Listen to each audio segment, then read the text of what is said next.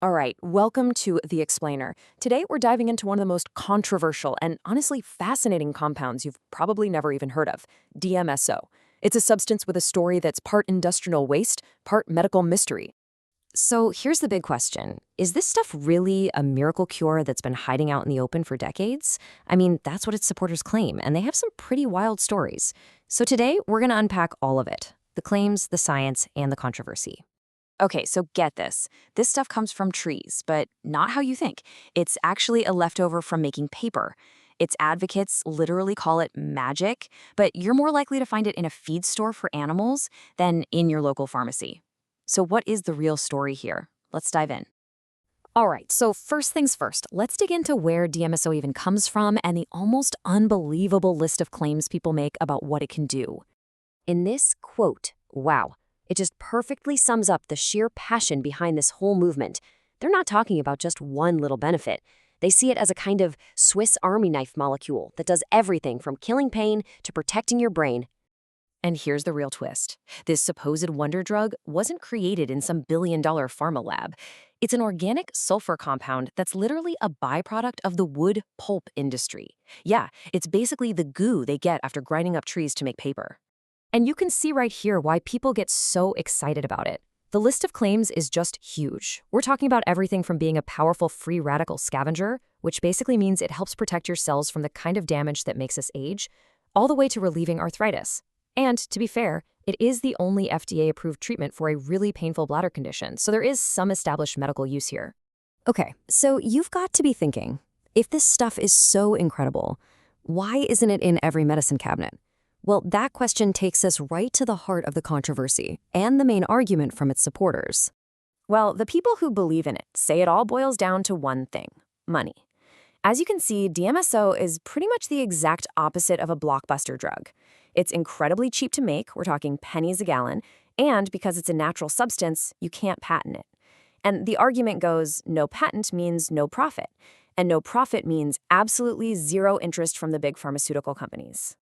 And this quote right here, it's like the unofficial motto for the pro-DMSO crowd. They believe that its main side effect, which is just a garlic-like smell on your breath, was totally blown out of proportion to scare people off, all while other drugs with serious warnings about potentially lethal side effects get marketed 24/7. Okay, so let's set aside the whole controversy for a minute and talk about the science. Because there's one property of DMSO that almost everyone agrees on: its unbelievable ability to get through the skin and act as a carrier. So the key is its chemistry. It's what scientists call a polar aprotic solvent. Now look, unless you're a chemist, that's probably just a bunch of jargon, so think of it this way. It's like a molecular Uber.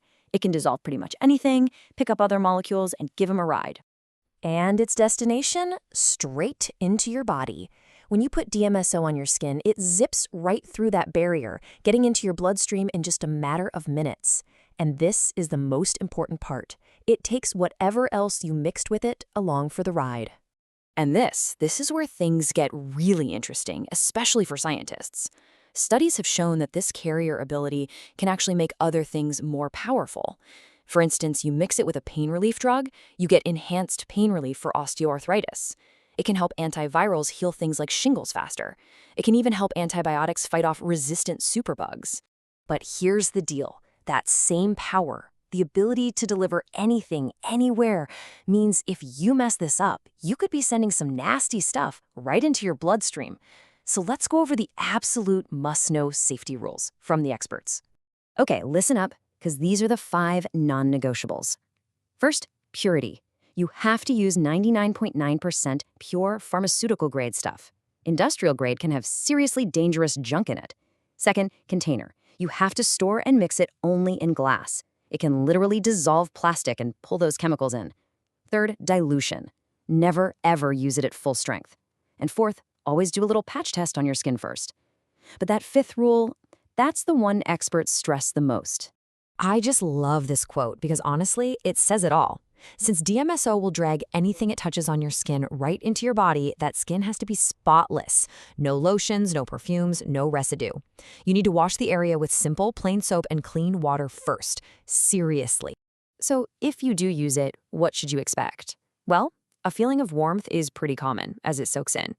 And then there's that famous side effect. It breaks down in your body and can make your breath and skin smell kind of like garlic or oysters. And crucially, because it's so powerful, you have to be aware of how it might interact with other medications you're taking. All right, so let's tie this all together, shall we? How does this stuff actually compare to the pain gels we see advertised on TV every night? Is it just a solvent? Is it a cure? Or is it something in between? Well, let's compare it to a common over-the-counter pain gel. These products often use something like menthol. Now, menthol works by creating a cooling feeling that just distracts your brain from the pain.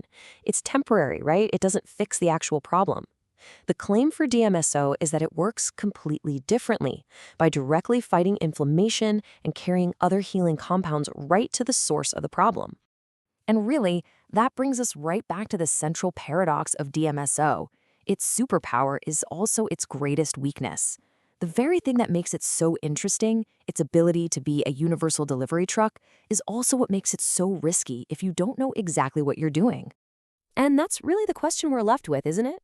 The story of DMSO, whether you see it as a miracle or a menace, kind of forces us to ask, if a simple industrial byproduct can be this powerful, what else is out there? What other potential solutions might just be collecting dust on a shelf somewhere, not because they don't work, but simply because they don't fit the profitable, patentable model we're all used to? It is definitely something to think about.